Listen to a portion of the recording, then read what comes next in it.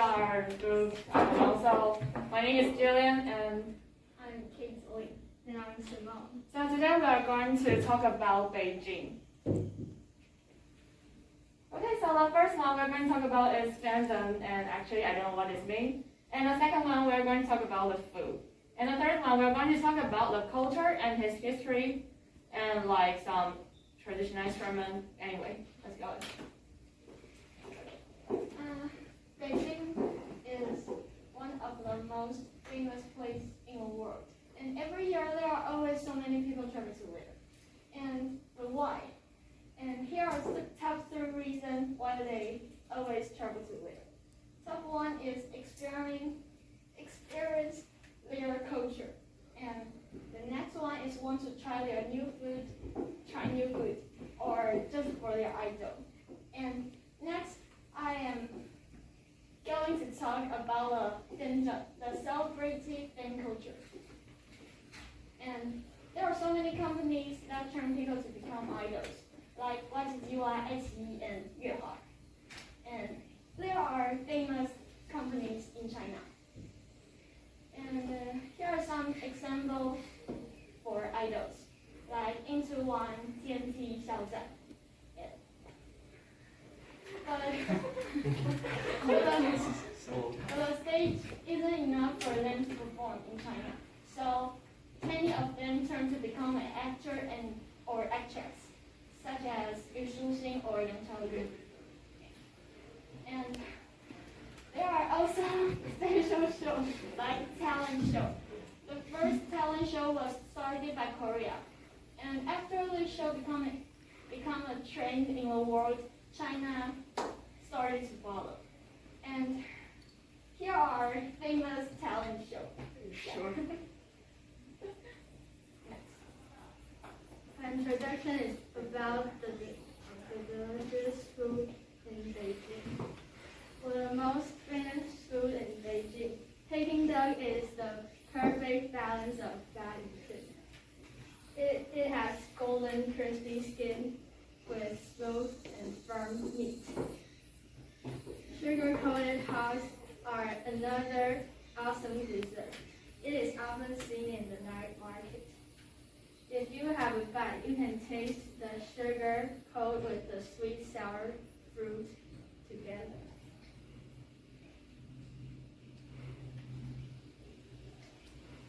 Beijing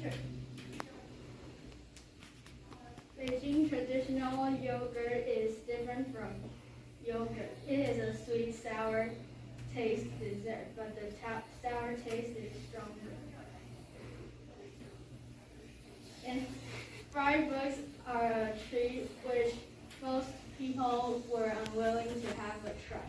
According to the ones who have tasted, they say the scorpions are not that good to eat.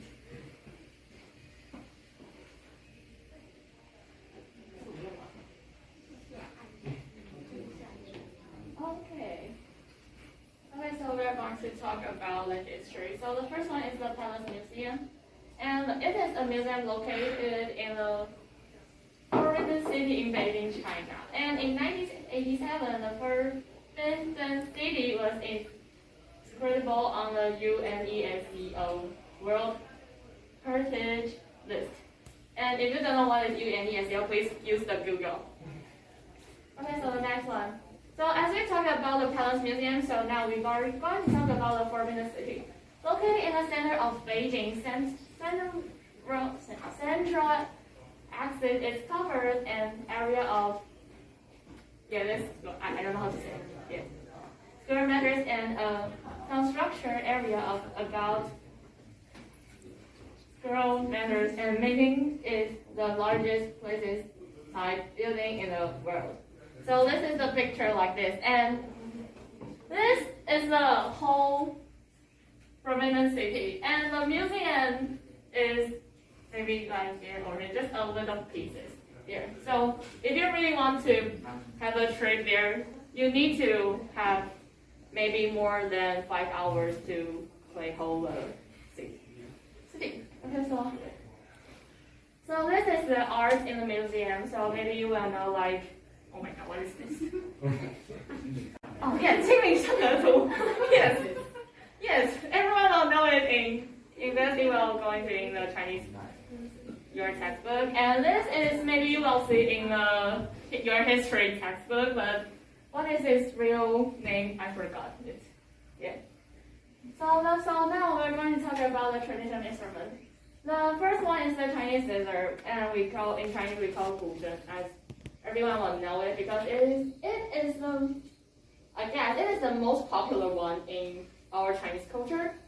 So the next one is the Chinese lute, and as Chinese we call 琵琶, and yes, 琵琶. The second one is 三弦.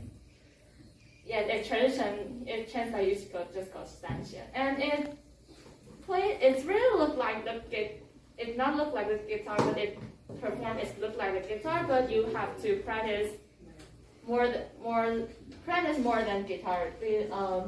As an example, if you play this maybe 1 year, and if you learn it 1 year and you escape it maybe just for maybe 3 months later, when you started to play it, you can't play anything. Yes, you can play any song because yes, you can play it. Okay, don't worry. So the fourth is Chinese fiddle called 二胡. Yes, it's the top 3 Chinese traditional instrument. The fifth is the sona. Yay, sona is in Chinese they have a word called this thing. It can I'm sorry, but I have to say Chinese because yes. This have a code is 就是它升到10都可以给你吹，你升可以用这个演奏，你死也可以用这个演奏。从出生吹到头七啊。对。Okay, so the last one is the 扬琴. It looks like the piano, but it's not what I'm talking about. You can explain it like the piano, but the perform is very different.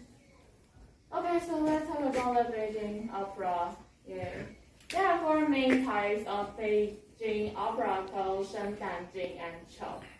So the origin of Beijing opera mainly refers to the performance style and artistic characters of actors, which are passed down and developed through mentoring and appearance. Different genres have different practice rewards. Okay, actually, it means that if you want to learn this, if you want to have the formal practice, you will have a master, and he or she will teach you how to sing it. So yes, and this too is my favorite. Yeah, my favorite actor. But actually, they are talking crosstalk. So let's talk about the crosstalk. These are 3 kinds of crosstalk. The first one is called stand-up comedy. The second one is called stand-up comedy too, but the second one is called the second one is more like 2 people talk with each other, and the first one is just 1 people and talk to the audience. The third one is called group comedy, and the people in there is just more than 2 but less than 4. Yes. So it is a general belief that these are 4 lessons in crosstalk: speaking, learning, amusing, and singing. 翻译一下，好像你不知道。你要说懂我才能跟大家翻译。Okay, so Lee is my favorite crosstalk actors. Yes, and this is if you want to talk about the crosstalk, these are the main 3 top you need to prepare. The first one is the fan, and the second one is the towel, and the third one is, look at this black. It's the wood, and in Chinese we call the 醒木. And how to use it? You just need to, if this is a 醒木, and so that the performance is, the performance will start it. Okay. So that's why we want to go to Beijing because of these three top things. So thank you everyone.